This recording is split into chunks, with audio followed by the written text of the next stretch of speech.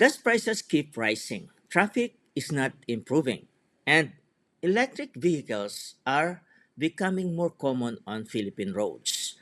So the big question is switching to an EV really worth it for Filipino drivers? In this video, we'll break down the top 10 reasons why more Filipinos are moving from gas to electric cars and why your next car might be electric. Let's explore. Number one, huge fuel cost savings. So this is a research coming from Department of Energy for the estimates and local ownership studies. Gas cars versus electric car and cost statistics. For cost per kilometer, gasoline car or internal combustion engine car is says here 5 pesos per kilometer. On the other hand, electric car or EV is 1 peso and 67 cents per kilometer.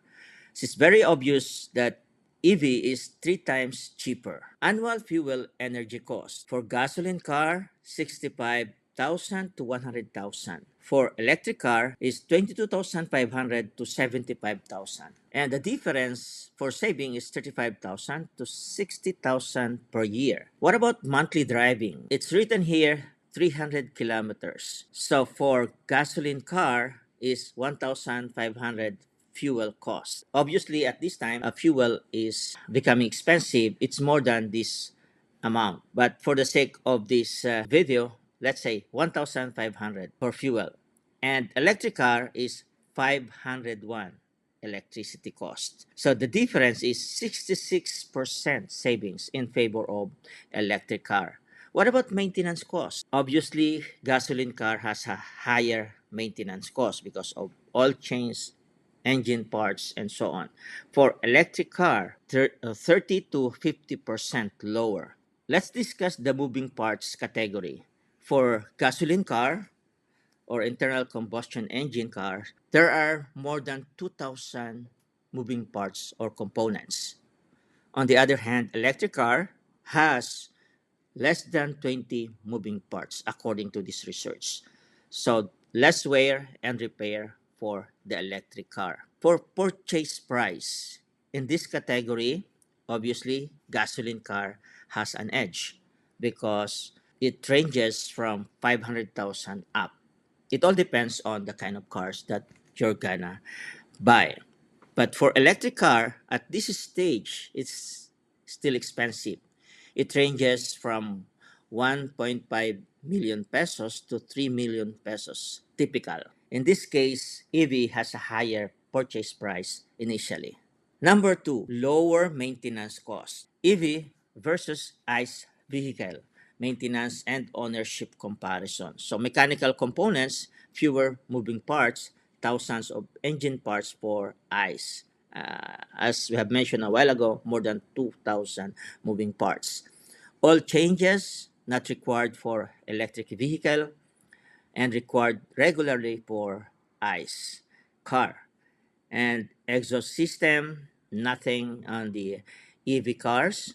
And we have, of course, muffler, catalytic converter, and so on with ICE cars. Engine complexity is simple electric motor for EV, but for ICE cars, complex combustion engine. Maintenance requirement, lower cost and higher for gasoline vehicle.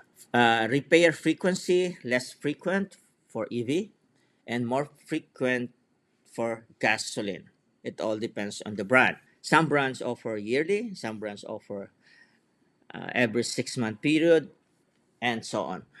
Lifetime ownership cost lower overall for EV and higher cost over time for gasoline vehicle. Number three, government incentives make EVs more affordable. So according to this, the Philippine government cut import duties on EVs from 5 to 30% to 0%. And this policy applies until 2028. And also Department of Finance says the same thing. Expansion of incentives under Executive Order number 12, 2023. EVs, parts, and components, tariffs reduced to zero until 2028. So if you are planning to buy before 2028 because zero tariff. Number four, rapid growth of charging infrastructure. This is a good news. So according to statistics and reports from Department of Energy and other agencies, public EV charging stations nationwide is now 912 stations publicly accessible. Charging stations nationwide, nearly 1,000 operational. And charging stations and points, 992 charging stations and 1,110 charging points. Government target 7,300 stations by 2028. So this data is as of February 2026 report. Number five, perfect for Philippine traffic conditions. Why is that? Let's say Metro Manila traffic improves EV efficiency. Why? No idling energy use in the middle of the traffic. So EV use zero energy while stopped. We have the regenerative braking, recovers power and stop and go traffic. So urban congestion boosts EV benefits for the Philippines. Number six, protection from fuel price volatility. What is the reality? The Philippines relies heavily on imported oil, and energy dependence makes fuel prices unstable. There are so many factors on that, but obviously, electricity is not that volatile. So IBIS depends more on local electricity, better long-term cost predictability. Number seven, cleaner air and lower emission. This is a good thing for the public health, environmental protection, air emission. So electric versus diesel public transport. Emission comparison. Tailpipe emission. Obviously, electric public vehicle has zero emission. Diesel public or gas vehicle, high emissions. Carbon dioxide emission per kilometer, low. And diesel public vehicle, high. Air pollutant, particulate matter, nitrogen oxide, minimal. And significant amount coming from diesel and gas vehicles. Urban air quality impact. According to research, it improves air quality because it has less air pollution. On the other hand, diesel public vehicle contributes to pollution, air pollution particularly. Environmental impact, cleaner transport for electric public vehicles and higher carbon footprint rated by diesel public vehicles. Number eight, EV adoption is growing fast in the Philippines. Personally, I saw them on the road and they are growing.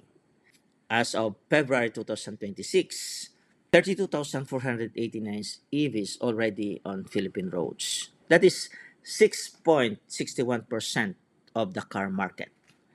EV adoption is no longer experimental.